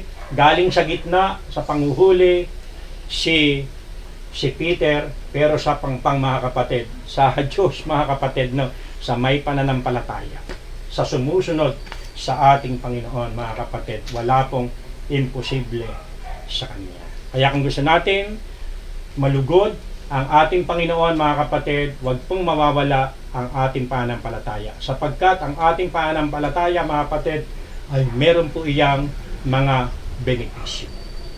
Dahil sa paglakad ng mga taong ito, Shadrach, Meshach, Abednego, si Elijah, at iba pang mga sinabi natin, mga kapatid, si Abraham, si Noah, si Bartimeo, at yung babaeng Cananea, lahat sila ay tumanggap ng gantimpala dahil sa kanilang pananampalataya. Kaya let's focus on what God can do. Let's focus on God's miracle. Nasa atin po ang pagpili, pero tina-challenge ko po sa iyo, mas piliin po nating tumingin sa ginawa na ng Diyos at gagawin pa niya sa buhay natin. Tayo manalangin. Hallelujah. Mapagpalang Ama, maraming salamat. Ngayong nga pong umaga, tunay nga po na napakasarap sa iyong presensya. Napakasarap sa pakikinig sa inyong mensahe. Napakasariwa ng inyong mga aral, Panginoon Diyos. Salamat po, puno ka ng karunungan, puno ka ng kaalaman, Panginoon Diyos. Salamat po. Hayaan niyo nga po ang mensahe mo ngayong umaga ay magturo sa lahat ng aking mga kapatid na nakasubaybay sa aming online at sa lahat na makakarinig ng mensaheng ito Hayaan nyo nga po na ito ay maging blessing sa mga taong nawawalan ng pag-asa, maging aral na sila po ay tumingin sa iyong kayang gawin. Hindi lamang sa aming sitwasyon, hindi lamang sa aming problema na ginagalawan, Panginoon Diyos, at kami ay maglunoy na lang doon at magpabagsak o magpahina ng aming pananampalataya. Kaya hayaan nyo nga po, Lord God, na muli mo kaming ibalik sa pagtitiwala, katulad ng mga napag-aralan po namin ni Moses, Lord God. Relax lang kayo, huwag kayong matakot. Tignan ninyo kung ano ang gagawin ng Diyos. Katulad ni Joshua, ni Caleb, sugod na. Kaya natin sapagkat mas malaki ang Diyos na kasama natin. Katulad din ni David, sapagkat tumingin siya sa laki ng Diyos. In the name of Jesus Christ. Lord, salamat. Gawin niyo po positibo yung aming pagtanaw at yung aming antas ng pananampalataya, iangat niyo po ito. Madagdagan at madagdagan yung antas ng aming pananampalataya laban sa pandemyang ito at mga pagsubok, problema ng buhay na amin nga pong kinakaharap. Ang lahat ay aming isinusuko sa inyo in the name of Jesus. Salamat po. Ito ang aming panalangin sa pangalan ng aming Panginoong Yesus. Amen. Tayo na po ay dadako sa atin pong pag-alaala sa kamatayan ng ating Panginoong Yesus. Ay, penge. Ayan. Sunod-sunod, iano na po natin. Alam na po natin yung essence ng ating pong ginagawa, mga kapatid, kung gaano tayo kamahal ng ating Panginoon na binigay niya ang kanyang buhay para po sa ating kaligtasan.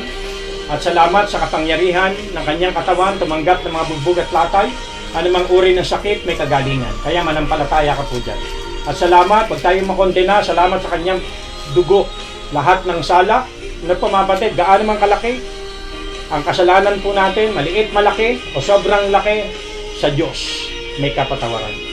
Sa Diyos may kapatawaran. Salamat sa kanyang dugo. Ito po ang magsisilbing kapangyarihan para sa atin, para iiwas tayo sa pandemya nga po na ito. Ito ang aral na tinanggap ko sa Panginoon nung gabing si Jesus ay bago magkanulo, mga kapatid, dumampot po siya ng tinapay at sinabi, mga kapatid, na po, una, nagpasalamat po siya, pinagpira-piraso at sinabi, ito ang aking katawan na inihahandog para sa inyo, gawin ninyo ito bilang pag-alaala sa akin. Mapagpalang Ama, salamat kay Jesus na inyo binigay bilang handog sa katubusan ng aming mga kasalanan. Salamat sa kanyang katawan, tumanggap ng mga lati at bugbog, anumang uri ng sakit may kagalingan. Kaya sa umagang ito, inaalala po namin ang pag-ibig po ninyo na ito. Hayaan nyo nga pong manariwa ito sa isipan, damdamin at puso ng bawat isa. At kung sino mang may sakit, Lord God, hayaan nyo nga pong tayuan nila ng karamdaman nila sa kanilang pagpartake ng bread. Sila po'y gagaling. Salamat po. Ito po ang aming panalangin sa pangalan ng aming Panginoong Yesus. Amen. Kanin po natin.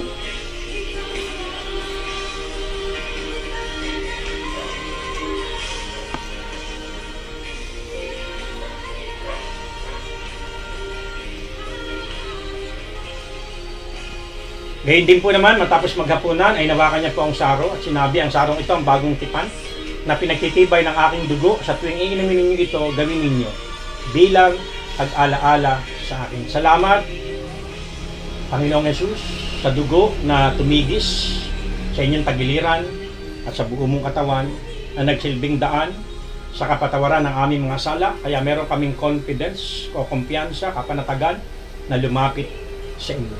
Salamat, lahat ng aming sala ay pinatawad po ninyo, nilinis po ninyo. At salamat sa pamagitan ng iyong dugo, meron kaming kapangyarihan, tanggihan ng tukso. Meron kaming kapangyarihan, kumbaga, ingatan, Panginoon, para po sa anumang virus o new variant ng COVID. Ito po ang aming tinitindigan. Kung paano ginawa mo yan sa mga Israelita nung angel of death ay dumaan dahil merong mga pahid ng dugo, yung kanilang mga pinto, nilampasan sila ng kamatayan. Lord God, maraming salamat. Kaya minsan pa, salamat sa kadakilaan ng iyong pag-ibig. Naalala po namin ang iyong mga ginawa na ito. Pinupuri ka po namin sa pangalan ng aming Panginoong Yesus. Amen. Inumin po natin.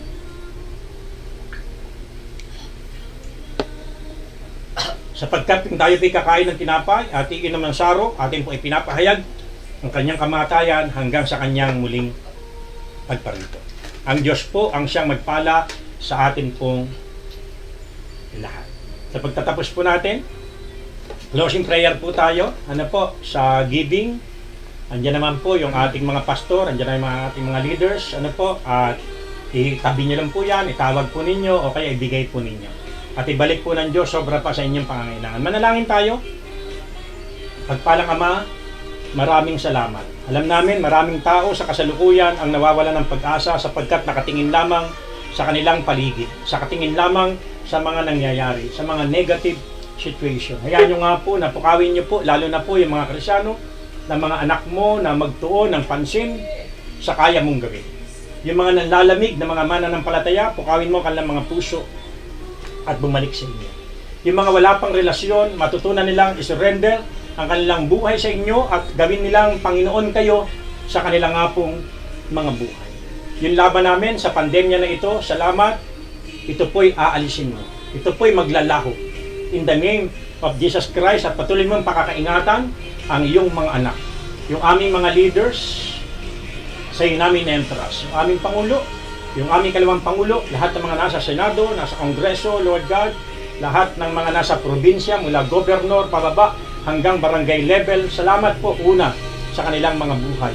Pakaingatan niyo po sila, na-encounter nila kayo, matapos silang kanilang termino, makapag-focus pa rin po sila, in the name of Jesus Christ. Alam namin, simula na po ng kumbaga, yung registration ng kanilang kandidatura, mula nung 1 hanggang sa 8, Panginoon Diyos. At lumantad na yung mga lalahok sa election. Una, pakaingatan niyo po yung kanilang nga pong mga buhay. Panalangin namin ang tamang tao sa pag-upo, na iupo po ninyo una sa pagkapangulo. Yung kalawang Pangulo, Lord God, at yung mga 12 senador na papalit, pababa, Panginoon, in the name of Jesus Christ. Panalangin namin ang maayos na eleksyon, mapayapa, matagumpay, patas, maiwasan yung patayan, bilihan, in the name of Jesus Christ. Bless niyo po yung COMELEC, kung saan, Lord God, sila po mga ngasiwa, yung mga machine na gagamitin, dalangin namin na maging maayos itong lahat. At dalangin namin na maging matalino sa pagpili ng kandidato ang mga Pilipino. Lalo na po mga Kristyano sa pagpili ng kanilang nga pong mga iboboto. Sa iyong kamay namin na-entrust ang bagay na iyan, yung mga may sakit, pag-aalingan ng aming panalangin, yung mga nasa severe, critical cases, Lord God, yung mga nasa ospital, bigyan mo sila ng pag-asa, magkaroon kayo ng himala, at makilala nila kayo, Lord God, kung kukuhain man ang kanila pong mga buhay. Lumuwag ang aming mga ospital, in the name of Jesus Christ, Lord God. Tumatanaw kami, naluluwag, Panginoon Diyos, ang mga hospital, Lord God, para makiter naman yung mga bagong nagpapatingin. In the name of Jesus Christ. Patuloy niyong pagpalain ang aming pong bansa, yung economy po nito. In the name of Jesus Christ. Yung aming probinsya. Sa inyong kamay, namin po ine-entrust yung mga leaders po namin at yung mga plano, mga balakin sa inyo po namin ipinagkakatiwala. Dalangin namin yung mga walang trabaho, mga kuha ng trabaho, yung mga nasa labas ng bansa, yung mga gustong umuwi, at yung mga palabas ng bansa, Lord God, yung mga hinihintay nilang tawag, Lord, kumilis kayo. Tawagin na po sila. At makalabas ng bansa, yung mga may pagkakautang, sila po'y makabayan. In the name of Jesus Christ. In the name of Jesus Christ. Ama, maraming salamat. Salamat sa inyong provision, sa lahat ng bagay. Inyo nga po'y pagkakaloob. Patuloy yung buklorin ang bawat sambahayan, ang bawat pamilya, magampanan ng bawat miyembro ng pamilya, ang kanilang nga po, ng kanilang nga pong mga role o tungkulin sa loob ng bahay. In the name of Jesus Christ. Pakaingatan niyo po ng iyong kapangyarihan yung mga anak mo na lumalabas saan man tumutungo, gumagamit ng mga sasakyan, Lord God. Hayaan nyo nga po, umuwi, lumabas, Panginoon Diyos, ay ligtas na makabalik. In the name of Jesus Christ. Ama, maraming salamat. Dalangin namin ng kaligtasan sa mga taong wala pang kaligtasan, magpakilala kayo sa kanila. At gamitin niyo po ang amin pong simbahan in the name of Jesus Christ. At lahat ng mga simbahan sa ngayon, araw ng linggo, na nangangaral, Panginoon, gamitin niyo po yung mga mensahe na makarating sa maraming mga tao at mabigyan sila ng pag-asa. Salamat buhay ang aming Diyos na tumutugon sa aming panalangin. Salamat po. Ito po ang aming panalangin sa pangalan ng aming Panginoong Jesus. Palakpakan natin ang ating Panginoon. God bless po, God bless po. Kung kayo po na-bless, pwede niyo pong i-share ang atin pong mensahe. God bless po, God bless. Hallelujah!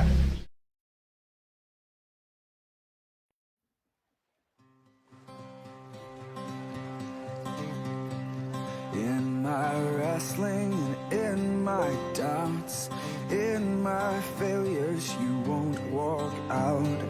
Your great love will lead me through.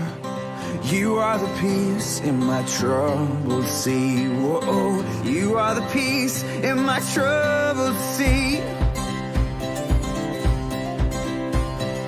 In the silence, you won't let go. In the questions, your truth will hold. Your great love will lead me through. You are the peace in my troubled sea. Whoa, you are the peace in my troubled sea. My lighthouse, shining in the darkness, I will follow you. Oh, my lighthouse, I will trust the promise. You will carry me safe to shore. Safe to shore. Safe to shore. Safe to shore. I won't fear what tomorrow brings. With each morning I'll rise and sing. My God's love will lead me through. You are the peace in my troubled sea. Whoa, you are the peace